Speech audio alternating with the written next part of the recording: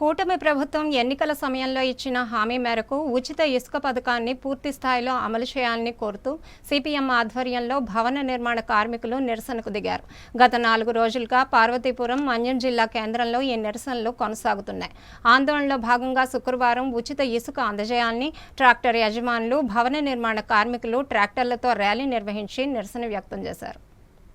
Collectorate ముట్టడికి రాష్ట్ర వ్యాప్తంగా సిపిఎం పిలుపు మేరకు ట్రాక్టర్ల యజమానులు, భవన నిర్మాణ కార్మికులు పార్వతీపురం మన్యం జిల్లా కేంద్రంలో శుక్రవారం పాత బస్టాండ్ నుంచి జిల్లా కలెక్టర్ కార్యాలయం వరకు ట్రాక్టర్లతో నిరసన ర్యాలీ నిర్వహించారు.